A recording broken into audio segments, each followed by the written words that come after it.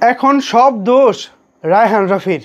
বাঙালি এত পণ্ডিত, ভাইরে ভাই, আপনাদের কি সব জায়গায় পণ্ডিতি না করলে হয় না?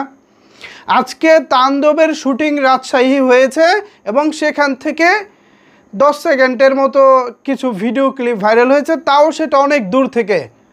সাধারণের মোবাইল ফোন যতটুকু জুম করে দূর থেকে ধরতে পারছে অতটুকুই।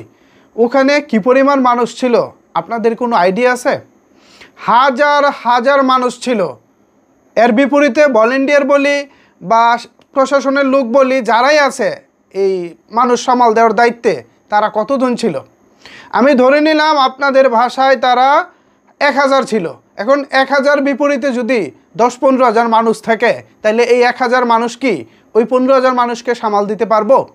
আর এরা তো এমন কোনো প্রশাসনের লোক না যে অস্ত্র নিয়ে দাঁড়িয়ে আছে, তাই না? এছাড়া আপনারা কি আধুনিক যুগের মোবাইল সম্পর্কে জানেন? 100x 2x পর্যন্ত জুম হয়। 100x 2x পর্যন্ত জুম হয়, যেটা কি না মানে কি বলবো, আধা কিলোমিটার দূরে থেকেও জুম করে ছবি নিয়ে আসা সম্ভব। এখন ধরেন আশেপাশের মানুষগুলোকে না হয় প্রশাসন দিয়ে কোনোভাবে সামাল দিতে পারলো, কিন্তু যে আধা কিলোমিটার দূরে আছে তাকে আপনি কিভাবে সামাল দিবেন? সে তো অনেক দূর থেকে তার মোবাইল দিয়ে 200x জুম করে সে তো ভিডিওটা করে নিছে। আপনি তাকে কিভাবে সামাল দিবেন? পারবেন না। আর শাকিব খানের শুটিং যেখানে হয় সেখানে পাবলিক গ্যাদারিং হবেই। এটা নিয়ে পরিচালককে দোষ দিলে কোনো লাভ হবে না। পরিচালক ইচ্ছে করে কোনো কিছু লিক করে না। আর আমি ধরেও নিলাম আপনাদের কথায় তর্কের খাতিরে যে পরিচালক ইচ্ছা করে লিক করেছে। আচ্ছা, লিক করে কি ভুল কিছু করেছে? এই যে আজকে সারাদিনে সোশ্যাল মিডিয়ায় আলোচনা হচ্ছে তাণ্ডব নিয়ে, এটা কি তাণ্ডবের জন্য প্লাস পয়েন্ট হচ্ছে না? এমন তো না সিনেমাটার মুক্তি 6 মাস কিংবা 1 বছর পরে এখন আলোচনা হলে কি হবে? সিনেমাটা মুক্তির তো আর বেশি সময় বাকি নাই ভাই, আর সর্বোচ্চ 1 থেকে 1.5 মাস বাকি। তো এই 1.5 মাস আগে থেকে যদি একটা আলোচনা তৈরি করা না যায়, তাহলে কি ওই সিনেমাটার জন্য ভালো হবে? নিশ্চয়ই ভালো হবে না।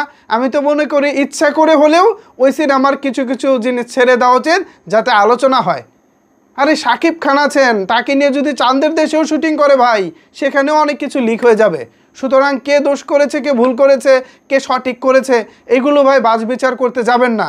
আবার অনেকেও বলতেছে সস্তা লোকেশনে শুটিং হচ্ছে বলে অনেকে ভিডিও করতে পারতেছে। ভাইরে, বাংলাদেশে আপনি যেখানেই শুটিং করেন না কেন, যত দামি লাক্সারিয়াস লোকেশনেই শুটিং করেন না কেন, পাবলিক যদি খবর পেয়ে যায় যে ওখানে শাকিব খান শুটিং করতেছে, এই পাবলিককে আপনি সামাল দিতে পারবেন না। আর আপনার ভাই 100x 2x যে জুমগুলো হয় মোবাইলে, স্পেশালি স্যামসাং ফোনের যে জুমগুলো হয়, S23 S24 S25 এর জুমগুলো যে হয়, আপনারা কল্পনাও করতে পারবেন না কত দূর থেকে ভিডিও করা সম্ভব।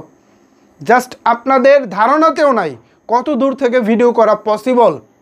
আপনি ভাই আপনার 100 গজের মধ্যে বা 200 গজের মধ্যে না হয় আপনি সিকিউরিটি দিলেন, আপনি পাবলিকদেরকে আটকে রাখলেন, কিন্তু যে আধা মাইল দূরে আছে আপনি তাকে আটকে রাখবেন কীভাবে? আপনি নিজেও তো দেখবেন না যে ওই বেটা অত দূরে দাঁড়িয়ে আছে, কিন্তু ওর ক্যামেরা আপনাকে জুম করে ঠিকই ক্যামেরা বন্দি করতে পারবে। এমন টেকনোলজি বর্তমানে অ্যাভেলেবেল আছে।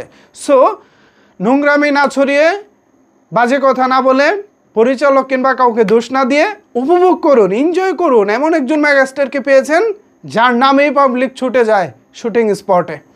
ভিউয়ার্স, ভুল বোঝাবুঝির কোনোই দরকার নাই। সবাই সবার আবেগের জায়গা থেকে বলতেছেন, আর আমি বাস্তববাদী বা বাস্তবতা থেকে কিছু কথা বলার চেষ্টা করেছি।